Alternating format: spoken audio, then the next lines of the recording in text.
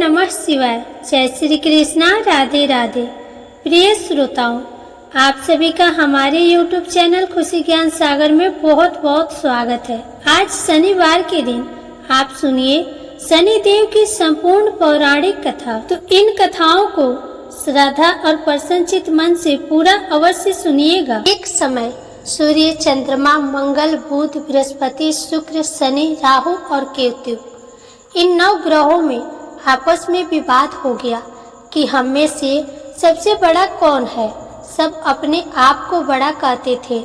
जब आपस में कोई निश्चय न हो सका तो सब आपस में झगड़ते हुए देवराज इंद्र के पास गए और कहने लगे कि आप सब देवताओं के राजा हैं, इसलिए आप हमारा न्याय करके बतलाएं कि हम 9 ग्रहों में सबसे बड़ा ग्रह कौन है। देवराज इंद्र देवताओं का प्रश्न सुनकर घबरा गए और कहने लगे कि मुझ में यह सामर्थ्य नहीं है कि मैं किसी को बड़ा या छोटा बतला सकूं। मैं अपने मुख से कुछ नहीं कह सकता। हाँ, एक उपाय हो सकता है। इस समय पृथ्वी पर राजा विक्रमादित्य दूसरों के दुखों का निवारण करने वाले हैं, इसलिए आप सब मिलकर उन्हीं के पास जाए, वही आपके विवाद का निवारण करेंगे। सभी ग्रह देवता देवलोक से चलकर भूलोक में जाकर राजा विक्रमादित्य की सभा में उपस्थित हुए और अपना प्रश्न राजा के सामने रखा। राजा विक्रमादित्य ग्रहों की बात सुनकर गहरी चिंता में पड़ गए कि मैं अपने मुख से किसको बड़ा और किसको छोटा बतलाऊंगा। जिसको छोटा बतलाऊंगा वही क्रोध करेगा। उनका झगड़ा निपटाने के लिए उन्हें एक और उपाय सोचा और सोना, चांदी, कांसा, पीतल, सीसा, रंगा, जस्ता, अभ्रक और लोहा 9 धातुओं के 9 आसन बनवाए। सब आसनों को क्रम से जैसे सोना सबसे पहले और लोहा सबसे पीछे बिछाया गया। इसके पश्चात राजा ने सब ग्रहों से कहा कि आप सब अपना अपना आसन ग्रहण करें। जिसका आसन सबसे आगे वह सबसे बड़ा और जिसका आसन सबसे पीछे वह सबसे छोटा जानिए। क्योंकि लोहा सबसे पीछे था और वह शनिदेव का आसन था, इसलिए शनिदेव ने समझ लिया कि राजा ने मुझको सबसे छोटा बना दिया है। इस निर्णय पर शनिदेव को बहुत क्रोध आया। उन्होंने कहा कि राजा, तू मेरे पराक्रम को नहीं जानता। सूर्य एक राशि पर 1 महीना, चंद्रमा 2.25 महीना 2 दिन, मंगल 1.5 महीना, बृहस्पति 13 महीने, बुध और शुक्र 1 महीने विचरण करते हैं। परंतु मैं एक राशि पर 2.5 वर्ष से लेकर 7.5 वर्ष तक रहता हूँ। बड़े बड़े देवताओं को भी मैंने भीषण दुख दिया है। राजन सुनो, श्री रामचंद्र जी को 7.5 आई और उन्हें वनवास हो गया। रावण पर आई तो राम ने वानरों की सेना लेकर लंका पर चढ़ाई कर दी और रावण के कुल का नाश कर दिया। हे राजन, अब तुम सावधान रहना। राजा विक्रमादित्य ने कहा, जो कुछ भाग्य में होगा देखा जाएगा। इसके बाद अन्य ग्रह तो प्रसन्नता के साथ अपने अपने स्थान पर चले गए, परंतु शनिदेव क्रोध के साथ वहां से सिधारे। कुछ काल व्यतीत होने पर जब राजा विक्रमादित्य को 7.5 की दशा आई तो शनिदेव घोड़ों का सौदागर बनकर अनेक सुंदर घोड़ों के सहित राजा विक्रमादित्य की राजधानी में आए। जब राजा ने घोड़ों के सौदागर के आने की खबर सुनी तो अपने अश्वपाल को अच्छे अच्छे घोड़े खरीदने की आज्ञा दी। अश्वपाल ऐसी अच्छी नस्ल के घोड़े देखकर और उनका मूल्य सुनकर चकित हो गया और तुरंत ही राजा को खबर दी। राजा विक्रमादित्य उन घोड़ों को देखकर और एक अच्छा सा घोड़ा चुनकर सवारी के लिए उस पर चढ़े। राजा के पीठ पर चढ़ते ही घोड़ा तेजी से भागा। घोड़ा बहुत दूर एक घने जंगल में जाकर राजा को छोड़कर अंतर्ध्यान हो गया। इसके बाद राजा विक्रमादित्य अकेला जंगल में भटकता फिरता रहा। भूख प्यास से दुखी राजा ने भटकते भटकते एक ग्वाले को देखा। ग्वाले ने राजा को प्यास से व्याकुल देखकर पानी पिलाया। राजा की अंगुली में एक अंगूठी थी। वह अंगूठी उसने निकालकर प्रसन्नता के साथ ग्वाले को दे दी और स्वयं शहर की ओर चल दिया। राजा शहर में पहुंचकर एक सेठ की दुकान पर जाकर बैठ गया और अपने आप को उज्जैन का रहने वाला तथा अपना नाम वीका बतलाया। सेठ ने उसको एक कुलीन मनुष्य समझकर जल आदि पिलाया। भाग्यवश उस दिन सेठ की दुकान पर बहुत अधिक बिक्री हुई। तब सेठ उसको भाग्यवान पुरुष समझकर भोजन कराने के लिए अपने साथ अपने घर ले गया। भोजन करते समय राजा विक्रमादित्य ने एक आश्चर्यजनक घटना देखी। जिस खूंटी पर हार लटक रहा था वह खूंटी उसी हार को निगल रही थी। भोजन के पश्चात जब सेठ कमरे में आया तो उसे कमरे में हार नहीं मिला। उसने यही निश्चय किया कि सिवाय वीका के और कोई इस कमरे में नहीं आया, अतः अवश्य ही उसी ने हार चोरी किया है। परंतु वीका ने हार लेने से इनकार कर दिया। इस पर 5-7 आदमी उसको पकड़कर नगर फौजदार के पास ले गए। फौजदार ने उसको राजा के सामने उपस्थित कर दिया और कहा कि यह आदमी भला प्रतीत होता है, चोर मालूम नहीं होता, परंतु सेठ का कहना है कि इसके सिवाय और कोई घर में नहीं आया था, इसलिए अवश्य ही इसी ने चोरी की है। राजा ने आज्ञा दी कि इसके हाथ पैर कटवाकर चौरंगिया किया जाए। राजा की आज्ञा का तुरंत पालन किया गया और वीका के हाथ पैर काट दिए गए। कुछ काल व्यतीत होने पर एक तेली उसको अपने घर ले गया और उसको कोल्हू पर बिठा दिया। वीका उस पर बैठा हुआ अपनी जबान से बैल हाँकता रहा। इस काल में राजा की शनि की दशा समाप्त हो गई। वर्षा ऋतु के समय वह मल्हार राग गाने लगा। यह राग सुनकर उस शहर की राजा की कन्या मन भवानी उस राग पर मोहित हो गई। राजकन्या ने राग गाने वाले की खबर लाने के लिए अपनी दासी को भेजा। दासी सारे शहर में घूमती रही। जब वह तेली के घर के निकट से निकली तब क्या देखती है कि तेली के घर में चौरंगिया राग गा रहा है। दासी ने लौटकर राजकुमारी को सब वृतांत सुना दिया। बस उसी क्षण राजकुमारी मन भवानी ने अपने मन में यह प्रण कर लिया कि चाहे कुछ भी हो, मैंने इस चौरंगिया के साथ ही विवाह करना है। प्रातः काल होते ही जब दासी ने राजकुमारी मन भवानी को जगाना चाहा तो राजकुमारी अनशन व्रत लेकर पड़ी रही। दासी ने रानी के पास जाकर राजकुमारी के न उठने का वृतांत कहा।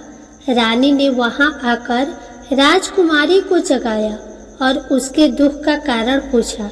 राजकुमारी ने कहा कि माताजी, मैंने यह प्रण कर लिया है कि तेली के घर में जो चौरंगिया है मैं उसी के साथ विवाह करूंगी। माता ने कहा, पगली, तू यह क्या कह रही है? तुझे किसी देश के राजा के साथ परिणाया जाएगा। कन्या कहने लगी कि माताजी, मैं अपना प्रण कभी नहीं तोड़ूंगी। माता ने चिंतित होकर यह बात महाराज को बताई। महाराज ने भी आकर उसे समझाया कि मैं अभी देश देशांतर में अपने दूत भेजकर सुयोग्य रूपवान एवं बड़े बड़े गुणी राजकुमार के साथ तुम्हारा विवाह करूंगा। ऐसी बात तुम्हें कभी नहीं विचारनी चाहिए। परंतु राजकुमारी ने कहा, पिताजी, मैं अपने प्रण त्याग दूंगी, परंतु किसी दूसरे से विवाह नहीं करूंगी। यह सुनकर राजा ने क्रोध से कहा, यदि तेरे भाग्य में ऐसा ही लिखा है तो जैसी तेरी इच्छा हो वैसा ही कर। राजा ने तेली को बुलाकर कहा कि तेरे घर में जो चौरंगिया है उसके साथ मैं अपनी कन्या का विवाह करना चाहता हूँ। तेली ने कहा, महाराज, यह कैसे हो सकता है? कहाँ आप हमारे राजा और कहाँ मैं एक नीच तेली। राजा ने कहा कि भाग्य के लिखे को कोई टाल नहीं सकता। अपने घर जाकर विवाह की तैयारी करो। राजा ने सारी तैयारी कर तोरण और वंदरवार लगवाकर राजकुमारी का विवाह चौरंगिया के साथ कर दिया।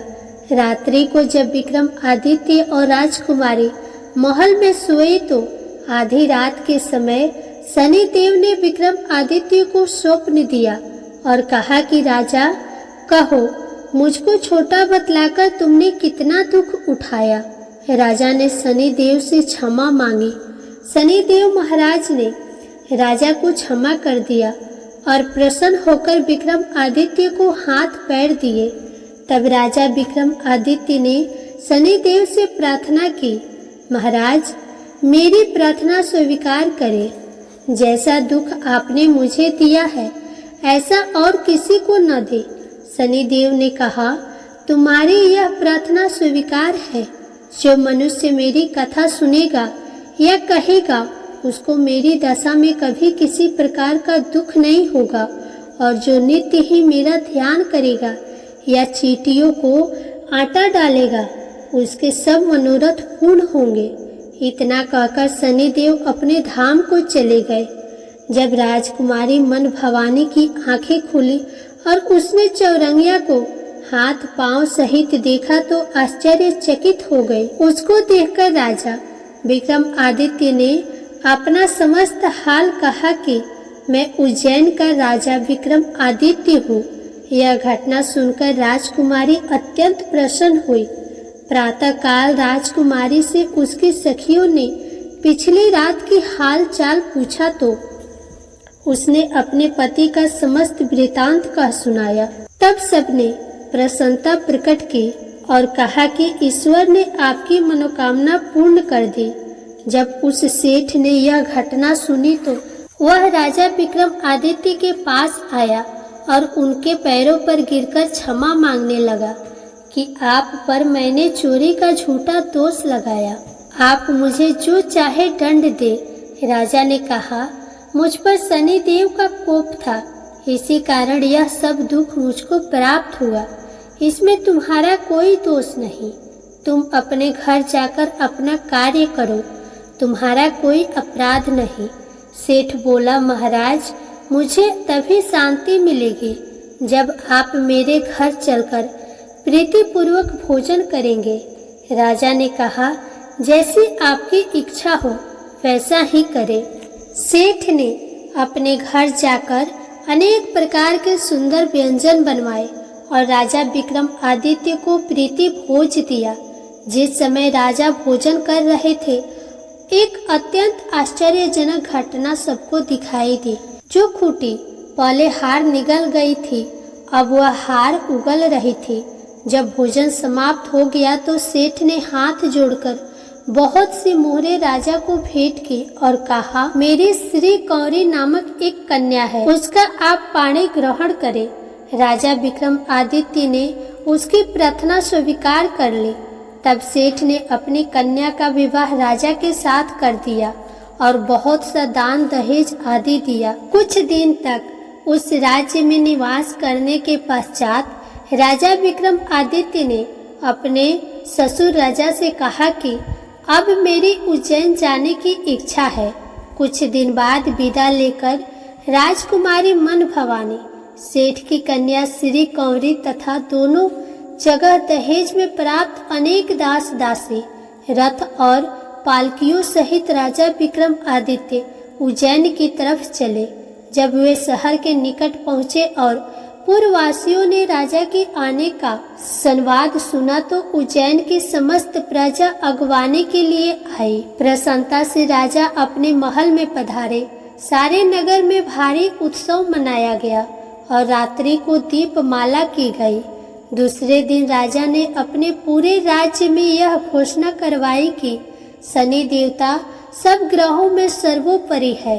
मैंने उनको छोटा बतलाया, इसी से मुझको यह दुख प्राप्त हुआ। इस प्रकार सारे राज्य में सदा शनिदेव की पूजा और कथा होने लगी।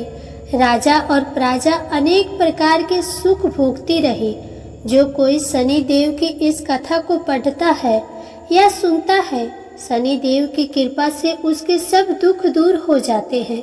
व्रत के दिन शनिदेव की कथा को अवश्य पढ़ना चाहिए। जय शनिदेव महाराज।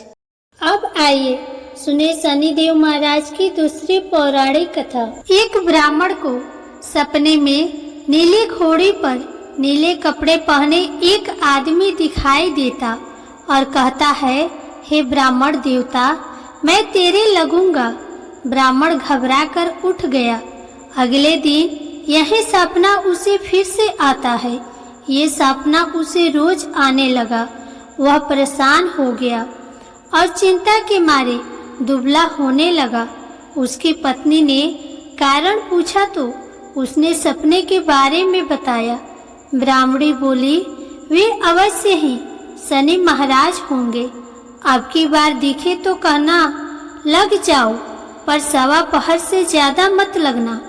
उस दिन सपना आने पर ब्राह्मण ने कहा, लग जाओ, पर कितने समय के लिए लगोगे? तब शनि जी बोले, 7.5 वर्ष का लगूंगा। ब्राह्मण ने कहा, क्षमा करे शनि जी, इतना भारी तो मुझसे झेला नहीं जाएगा। तब शनि जी बोले, तो 5 वर्ष का लग जाऊंगा। ब्राह्मण बोला, ये भी मेरे लिए ज्यादा है। शनि जी बोले, 2.5 साल का लग जाऊंगा। ब्राह्मण ने मना किया तो शनि जी कहने लगे, सवा पहर का तो लगूंगा ही, इतना तो कोढ़ी कलंकी भिखारी के भी लग जाता हूँ। तब ब्राह्मण ने कहा, ठीक है। ब्राह्मण को सवा पहर की शनि की दशा लग गई। ब्राह्मण ने नींद से जागकर ब्राह्मणी से कहा, मेरे सवा पहर शनि की दशा लग गई है, इसीलिए मैं जंगल में जाकर यह समय बिताऊंगा। मेरे लिए खाने पीने का सामान बांध दो। मेरे पीछे से किसी से लड़ाई झगड़ा ना हो, इसका ध्यान रखना। ज्यादातर घर में ही रहना, बच्चों का भी ध्यान रखना।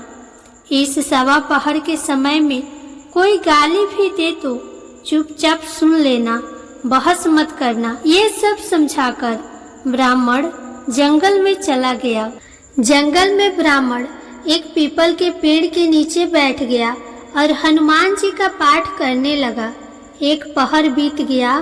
ब्राह्मण ने सोचा, बाकी बचा समय रास्ते में बीत जाएगा, इसीलिए वहां से चल दिया। रास्ते में एक बाड़े में मदिरे लगे देखे। मालिन से एक मदिरा खरीदा, पोटली में बांधा और आगे बढ़ा। आगे एक आदमी मिला जो असल में शनि देव जी थे। ब्राह्मण से पूछा, पोटली में क्या है? उसने कहा, मदिरा है। शनि देव बोले, दिखाओ। ब्राह्मण ने पोटली खोली। उसमें राजकुमार का कटा हुआ खून से लथपथ सिर देखा। शनि देव ब्राह्मण को राजा के पास ले गए और कहा कि इस ब्राह्मण ने राजकुमार की हत्या कर दी है। इसके पास पोटली में राजकुमार का सिर है।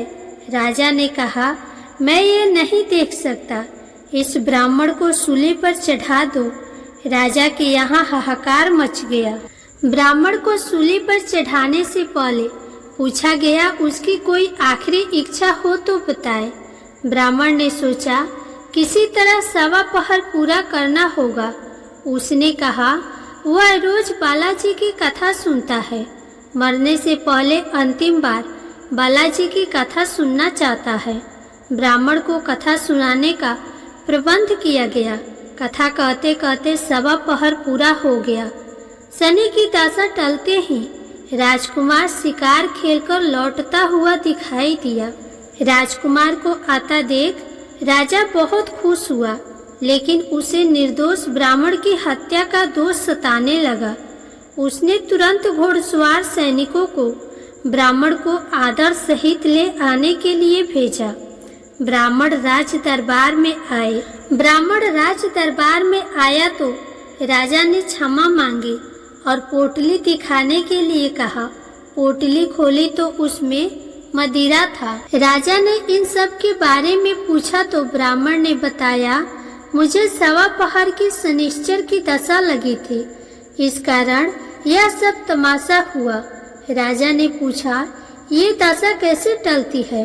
ब्राह्मण बोला, राजा या सेठ को लगे तो काला हाथी या काला घोड़ा दान करे, गरीब को लगे तो पीपल की पूजा करे तब बोले, सच्चा शनिश्चर कहिए, जाके पांव सदा ही पड़िए। शनि देव की कहानी सुने, तिल का तेल और काला उड़द का दान करे, काले कुत्ते को तेल वाली रोटी खिलाएं तो शनिश्चर की दशा उतर जाती है। राजा ने उसे मदिरा वापस दे दिया। घर आकर ब्राह्मण ने मदिरा काटा तो उसमें बीज की जगह हीरे मोती निकले। ब्राह्मणी ने पूछा, ये कहाँ से लाए? आप तो कह रहे थे शनि की दशा लगी है। ब्राह्मण ने कहा, जब दशा लगी थी यही मदिरा राजकुमार का सिर बन गया था। उतरती दशा की शनि जी निहाल कर गए। हे शनि देवता, जैसी ब्राह्मण के शनि की दशा लगी वैसे किसी को न लगे। प्रेम से बोले शनि देव महाराज की जय।